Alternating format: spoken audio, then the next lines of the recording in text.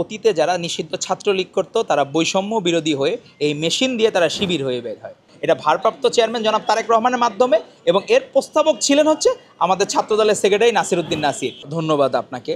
এই আমরা ৩৬শে জুলাই বা ৫ই আগস্ট ২০২৪-এর পরে একটা মেশিন চালু হয়েছে।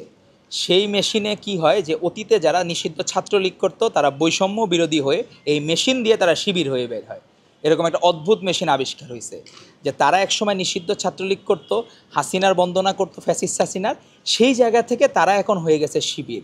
আপনি দেখেন যে যারা ঢাকা ইউনিভার্সিটির নেতৃত্বে শিবিরের, এরা স্পষ্ট একসাথে ছাত্রলীগের ক্ষমতাকে দীর্ঘায়িত করার জন্য তারা কাজ করে গেছে।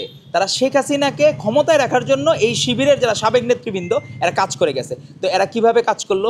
যে নিজে বলছে যে সে নাকি এই প্রস্তাবনা দিচ্ছে, তার নিজের প্রোফাইলও লাল ছিল না। তো এক অদ্ভুত বিষয় যে আপনার ওই যে হয়ে গেছে না চোরের মার বড় গলা, তো তাদের কাছে আমার কাছে মনে হয় যে আপনি নিজে নামাজ না পড়ে আপনি আরেক লোক করতেছেন নামাজ পড়ার কথা, বা আপনি তাকে উদ্বুদ্ধ করছেন, এটা বাংলাদেশের মানুষ বিশ্বাস করবে না, এবং আপনাদের চরিত্র সম্বন্ধে বাংলাদেশের মানুষ অবগত। তো আপনারা এখনই আপনাদের সেই মিথ্যাচার থেকে সরে আসুন, কারণ বাংলাদেশের মানুষ এই দেখতে চায় না। আর আপনাকে মূল ঘটনাটা বলি, সেটি হচ্ছে ১লা আগস্ট আমাদের ভারপ্রাপ্ত চেয়ারম্যান জনাব তারেক রহমান এই ফেসবুক প্রোফাইল লাল করার প্রস্তাবনা দিয়েছিলেন, এবং এটি হচ্ছে আমাদের ছাত্রদলের সেক্রেটারি নাসিরউদ্দিন নাসির এটি প্রস্তাবনা দিয়েছিলেন, এবং এটি অ্যাপ্রুভ করেছিলেন আমাদের ভারপ্রাপ্ত চেয়ারম্যান জনাব তারেক রহমান, এবং তার মাধ্যমে ম্যাসিভভাবে বাংলাদেশের মানুষ ফেসবুক প্রোফাইল লাল করেছে।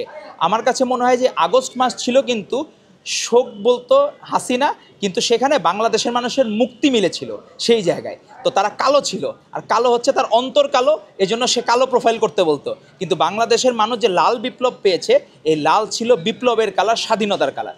বাংলাদেশ যে আমরা নতুন বাংলাদেশ পেয়েছি, তার কালার ছিল, রক্ত ছিল লাল, মানুষের রক্তের বিনিময়, আবু সাইদ, অসীম আকরাম রাব্বির রক্তের বিনিময় আমরা এই দ্বিতীয় স্বাধীনতা পেয়েছি। তো আমরা সেই কালোর চর্চা থেকে লালে আসলাম, এটা ভারপ্রাপ্ত চেয়ারম্যান জনাব তারেক রহমানের মাধ্যমে, এবং এর প্রস্তাবক ছিলেন হচ্ছে আমাদের ছাত্রদলের সেক্রেটারি নাসিরউদ্দিন নাসির। এখানে বিকৃত করার কোনো সুযোগ নাই।